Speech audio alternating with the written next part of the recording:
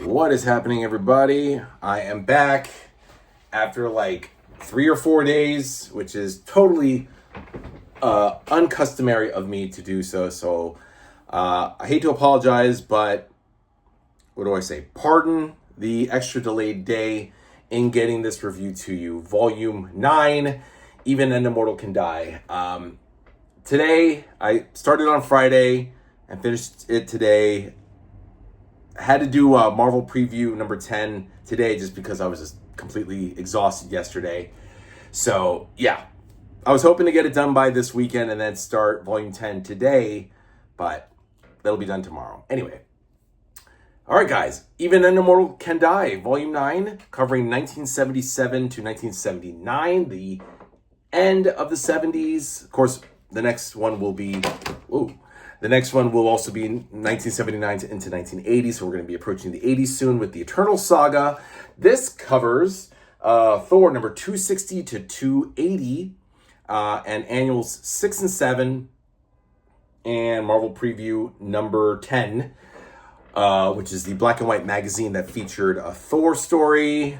Thor and Loki are sent on a mission together. I don't know why Odin, in all his brilliance, decided to pair up Thor and Loki on a mission to get this crystal of blood because he fears that it's going to destroy him if the one gets a hold of it and kills him, gets a hold of it and uses it to kill him. And of course, Loki, he gets it at one point while Thor's fighting all these titans and this beast serpent monster that's protecting it. And then, of course, Thor destroys Loki's hopes and dreams. And then he goes back and Odin asks, hey, so how was Loki during the mission? Was he good? Tell me, to be honest, Thor. And Thor's like, yeah, he was awesome. He was every bit an Asgardian as you can expect. This is it, by the way. And, of course, Odin knows that Thor's lying. He's bullshitting him because Loki's a piece of shit. And that's it. This is what I'm talking about. The Thor Preview number 10, the very last story. It's like 50, 60 pages long, but I finally read it. There's some sunlight, so I'm able to show you guys a little bit of some really epic drawings. Len Wein did the story, and Jim Starlin and Tony DeZuniga, what's his other, DeZuniga, whatever, did the art. The Starlin did the pencils, and DeZuniga did the inks. That's his last name, guys. Okay. You guys want to call me a racist? Leave it in the comments, but I'm not. I don't care. And yeah, so it's like black and white, so it's really cool. And then there's a second story about Hercules, Prince of Power, where he hooks up with Jason of the Argonauts, and they fight the Medusa, they fight the Griffin, then they come back to this island called Pylos, and then like Jason lets this viper bite the king, who's a piece of shit, so that he can marry his daughter Alceste, and then he becomes king of Pyros, and that's the end. Hercules of Olympian mythology, the Marvel hero, but they're delving into the Olympian mythology. So yeah, that's the very last thing. I just wanted to get Marvel Preview number 10 out of the way. But what we have here in store for Thor 260 to 280 and annuals 6 and 7. So we finally come to the end, the conclusion of the search for Odin. I would say overall from like 251 from the last volume all the way to 263 would be the overall arching search for Odin storyline. Of course, I broke it into different storylines, so it's different storylines. This one in this volume, I would say from 260 to 263, so it's a 4-parter, has Thor and Company, which is the Rigelian Recorder, Sif, Warriors 3, and I think that's it. They finally arrive to the Doomsday Star, which turned out to be once a beautiful golden city called Temple World that was destroyed. But these two little bastards' names, they're called Soul Survivors. Their names were Krill and Nigel, N apostrophe Gill, and Krill is K apostrophe RLL.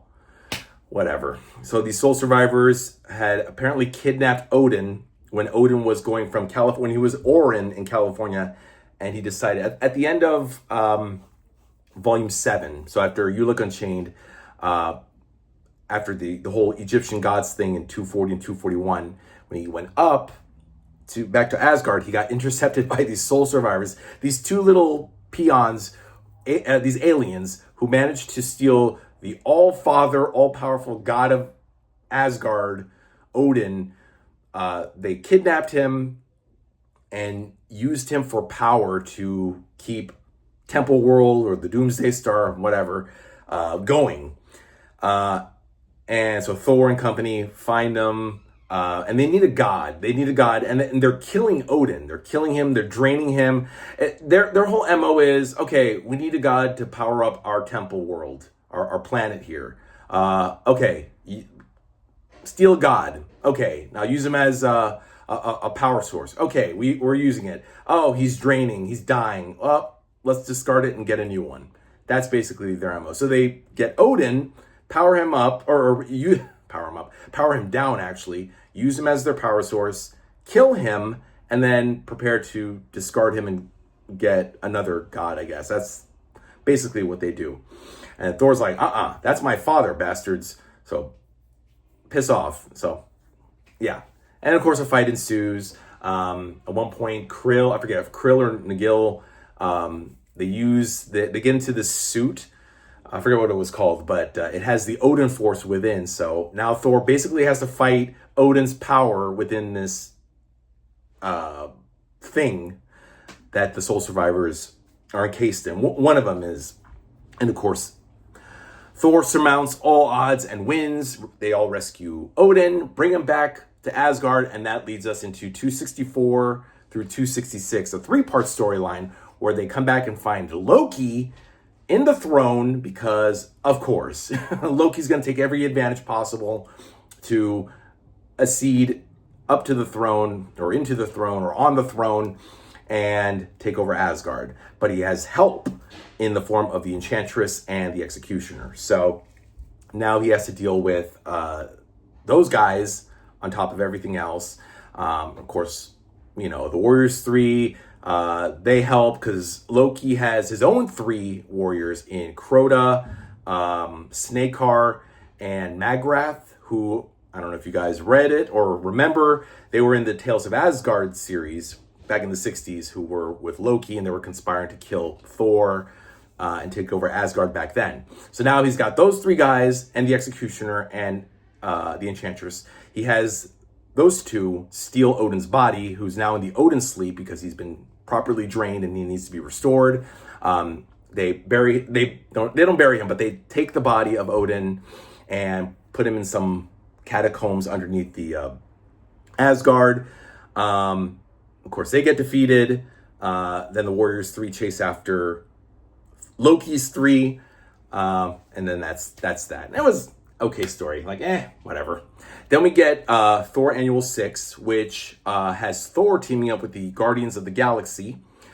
This was actually in the Guardians of the Galaxy Volume 1 epic, which I did already read long ago, like 2 years ago. When I started taking my epic collection seriously, I that was actually one of the first books that I read outside of X-Men and Spider-Man, the Guardians of the Galaxy #1. That was when I got Wolverine Volume 1, Hawkeye Volume 1, Avengers West Coast Volume 1, so it was that period. Thor and the Guardians team up together to take on Michael Korvac. He's just Korvac. This is before the Korvac saga. The Badoon had turned him into a man machine, and already he was just fucking things up in the 31st century. So Thor's thrust into the 31st century, meets the Guardians. They say, hey, let's take on Korvac because he's going to fuck up the past pretty gnarly like. And then that's that. But it has nothing to do with the Korvac saga, which the Guardians and the Avengers will team up with later. That happens in 1978. That's the Annual 6 of Thor came out in 77. So this is like a prelude. I wouldn't even say a prologue, a prelude of things to come. Then we get back to Thor. Thor 67, 68. was Thor taking on Damocles, some asshole who just wanted this cobalt, this synthetic cobalt, to use on a cannon and take over the world. But his brother, was it Bennett Barlow? And Damocles is Eric Barlow. Bennett helps Thor defeat Damocles. Eric. Nothing really to say on that. That was eh. Then 269, 70, and 71 is a three-parter where Thor takes on Stiltman in 269. 270, he takes on Blastar, what was it? Blastar the Sunburst? Bomb Blast. Blastar the Bomb Blast, and then 271, it goes into, it's all one storyline, just keeps going into the next story. It concludes with the Faust machine. It all comes together. There's Faust, this sentient computer. Blastar works for him, and then Stiltman works for Blastar. So Stiltman steals a case of adamantium alloy, which is a chest plate. And then he gets defeated by Thor. So then Blastar comes in 270, takes the case for himself to bring back to Faust, but then he gets defeated by Thor, and then the Faust machine, or the Faust computer, is the true threat, and he flies up to outer space over Earth and threatens to just unleash utter chaos and havoc. So then Thor and Iron Man have to team up and take out Faust. And Faust is, it's like SHIELD. It's an acronym. I forget what it's called, but it's F.A.U.S.T. So that's that. Then 272 is just a parable of Thor and Loki. Thor talks to a bunch of kids being bullied, and how it was similar to Journey into Mystery 112 when he talked to the kids about who's stronger, him or the Incredible Hulk back in 112.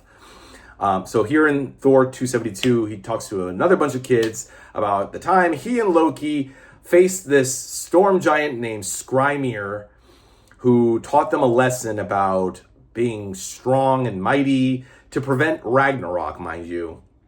I think that the story had good intentions, but I didn't give a shit, to be honest. But it was a one-off story. I think Don Glutt wrote that one. Don Glutt, who did the Captain America Volume 7, which I had written and did the review on the swine.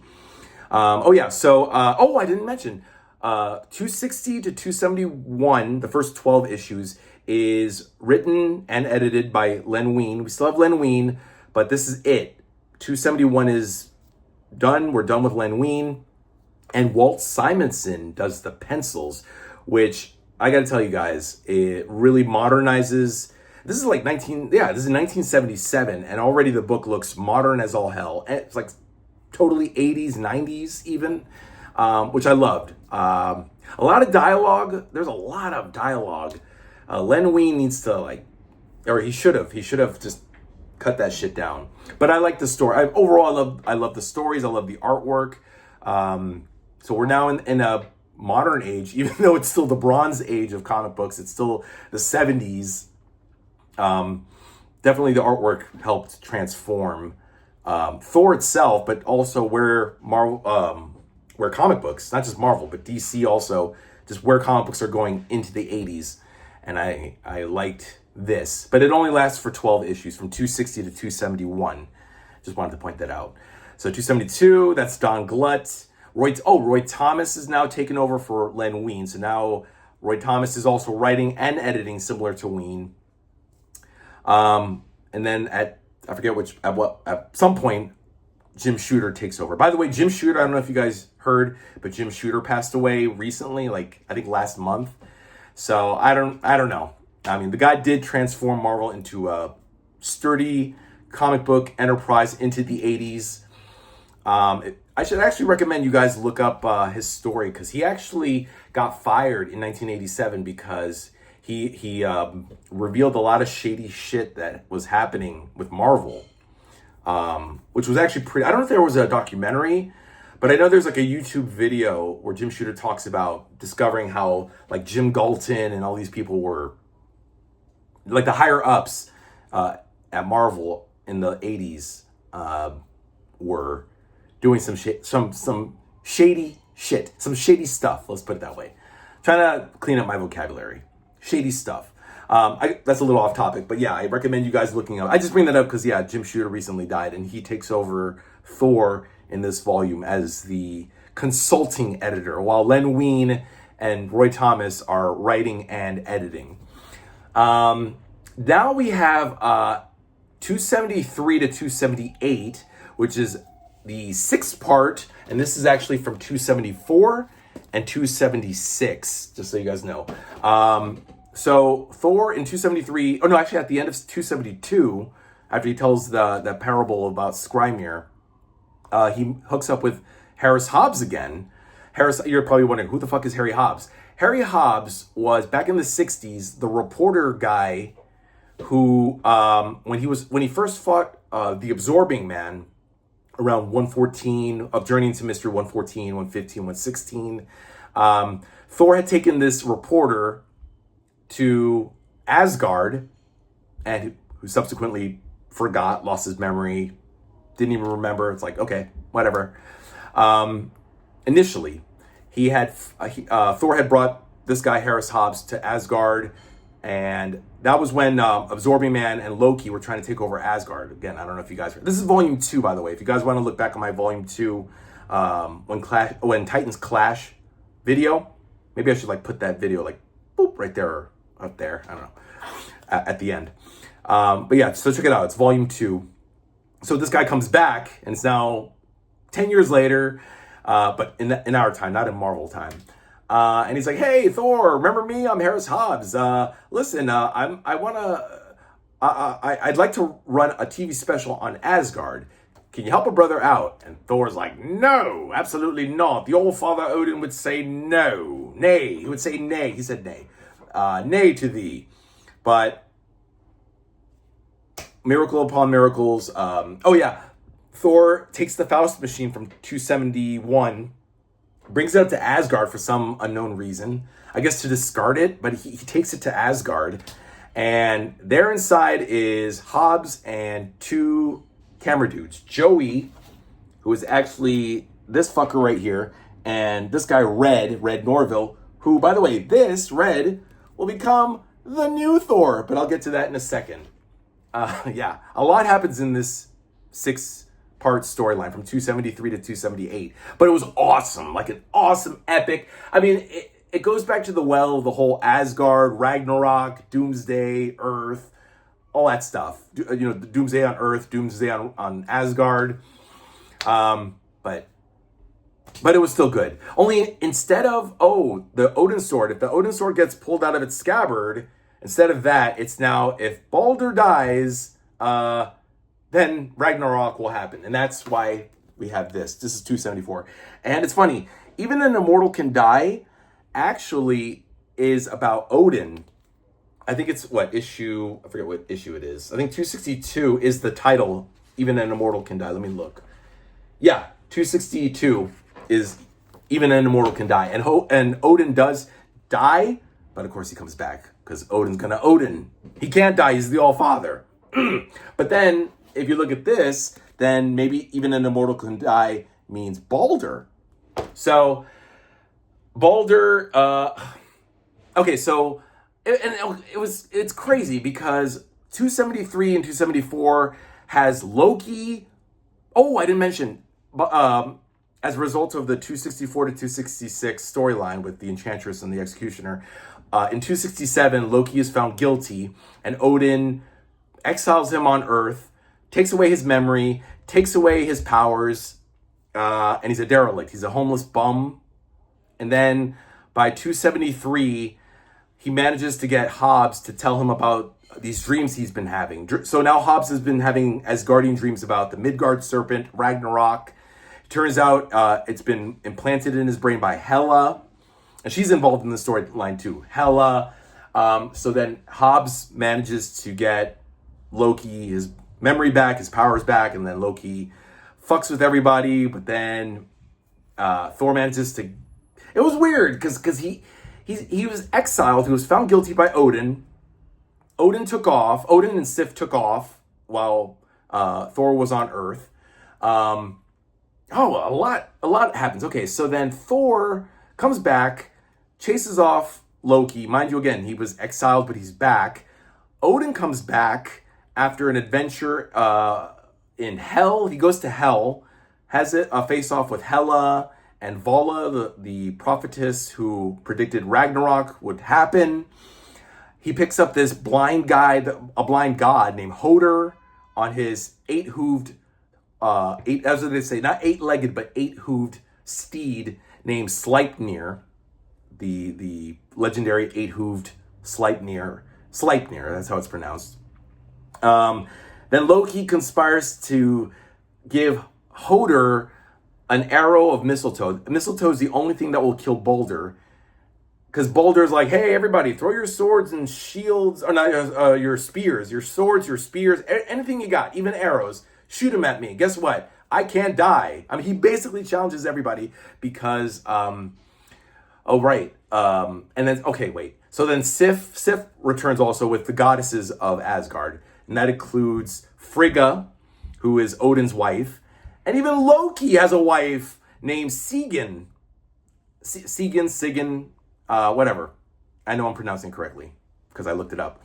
Sigyn. And remember how I said, oh, you know what? Loki needs some pussy. He's got pussy. He's just a pissed off, angry douchebag. That's what Loki is. He has a wife that can give him tons of sex and pussy. Because I said, that's what Loki is. The reason why he's so bitter and angry is because he gets no pussy. Because there's nothing but men in Asgard, except Sif. But it turns out he has a wife named Sigyn. And then she comes back. But Loki doesn't give a shit about her. Anyway, so we have Frigga. She's back. Or maybe it's Frigga. What the Frigga? You know, she's back. Sigyn's back. So now we have some women. And Loki's put back on trial. Loki is cast off outside of Asgard, and he's pegged by these spokes outside, and this viper drops all this venom on his face, and then Sigyn she's allowed to get this bowl and prevent the venom from pouring on Loki, but she's got to pour it out, so the venom keeps falling on Loki's face. It's kind of sad and kind of funny because Loki's such a jerk and kind of deserves it, but why not just kill him? You know, I don't know. It's just a lot happens here. So then, of course, Balder gets shot with mistletoe. I don't know why they would let a blind dude, because Hodor's the one that shot the arrow that killed Balder with mistletoe, but Loki was the one who conspired. So that's why Loki was punished. So now Balder is dead, but he's not dead.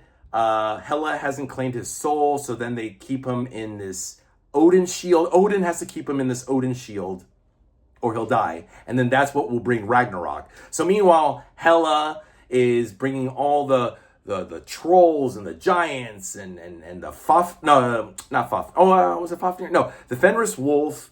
Fenris wolf, not Fafnir. I don't know why I keep thinking Fafnir. But Ragnarok's a coming, guys. Trust me, it's going to happen. And there's going to be bloodshed. Everyone's going to die. The Midgard serpent will come. Then Surtur will come and then destroy Asgard, destroy the earth, and then everybody will die.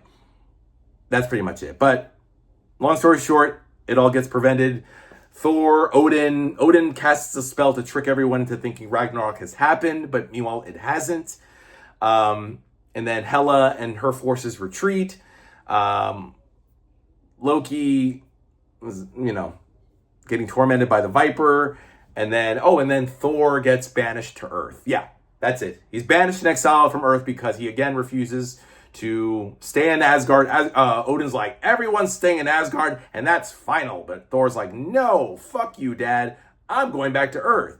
So then Odin's like, okay, fine, go to Earth, and you'll never come back to Asgard. Nah, because Odin is a angry, vengeful villain. I mean, I think Odin is like the biggest villain in all of Thor's rogues gallery.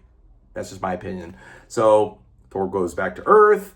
And then I think we get Annual 7, which is an Eternal storyline, a prelude to the Eternal saga, which will come in Volume 10. I didn't really like this annual. I thought it was boring. Thor just meets 4 members of the Eternals. He meets Ajak, Vulcan, Druig, and what's the other guy? Valkion?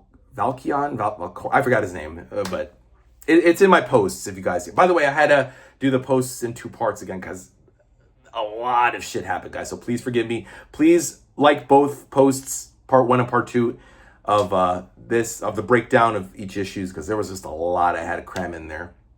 There's just no way to make it a single post. But that happens in Annual 7. Then 279 and 280 are just filler, just a bunch of filler stuff. Oh no, I think that's the one with Don Gillette. I think Don Gillette did 279 and then Roy Thomas did 280. I forget. But 279, actually 279 was pretty good. So for whatever reason, Jane is back on Earth. Even though she was Sif came back, and Sif and Jane, remember, Sif and Jane went back, or Sif went into Jane's body in 236 of Thor. So Jane accidentally hit the sword and she became Sif, and then she stayed as Sif for like a lot of issues. And then for some reason, and she stayed on Asgard, by the way, when Thor came back to Earth. But for whatever reason in 279, she's back as Jane, and there's no, I think there was like a memory spell, like a spell of forgetfulness, because now Jane is back, even though Thor knows that she's Sif inside. He doesn't question it. She doesn't remember anything. And then she gets kidnapped by Pluto. Pluto teams up with Loki, and then they trick Ulik into fighting Thor. And then Ulik discovers he's being used, so then he turns on Pluto and Loki too. It was pretty crazy, that issue. I don't know if there was really a payoff. And then 280 had Thor taking on Hyperion of the Squadron, both Hyperions of the Squadron Sinister and the Squadron Supreme, because they're making a movie on Hyperion, and Thor falls into it, and I was like, what? Yeah, and that's pretty much it. So that leads us into January and February of 1979 with 279 and 80. And then we had the Marvel Preview number 10, which I explained earlier. And that's it, guys. Where are we at? 27 minutes. Holy shit, this is like the longest video. But I feel like this was like the greatest video, guys. Boy, I'm so inspired by so many other... I've been watching other people who have way better production value than I do doing this. So I hope this was more informative, guys. If you liked it, please hit that like or dislike. I don't give a fuck either way. But subscribe. I've gotten a ton of subscribers. So guys, welcome to my channel, and I hope you're enjoying it. I hope you guys are reading your epics, because they are awesome. Finally, guys, we are moving on to Volume 10, The Eternal Saga, covering 281 to 302 of Thor, Annual number 8, and material from Marvel Treasury Edition 24 and 26 in this. So 496 pages. This was 520 pages, guys. Volume 9. And this took me like 3 to 4 days to finish, which was common. It's common that it took me that long, but I try to be at least a day sooner. At least if I start on Friday, finish it by Sunday, but I finished it today. Anyway, so this is the next one, guys. Volume 10, 1979 to 1980. By the way, I started August the 1st with Volume 1, so we're already 24 days in, and I'm up to the 10th volume, 10th consecutive, so there you go. I should be done with all of Thor by mid-September, hopefully, and then I'll be caught up, guys. So this is the next one, guys. This came out too just recently, a couple months ago, so I hope, a few months ago. So I hope you guys got your copy, The Eternal Saga, Volume 10. So, like I said, Annual 7 of Thor was the prelude. Because the Celestials are going to pass judgment on Earth, and, Arishem, the Red Celestial, he's going to do yay or nay. They actually, him and a couple of other Celestials are at the Andes Mountains in Peru. I think that's where it is, right? In South America. And Thor's got to rush down there and stop them from saying no and then destroying the Earth. So another Ragnarok, basically. All right, guys, that's it. I'll see you guys next time. Peace and love. Keep reading those epics, and I'll see you next time. Bye. Bye.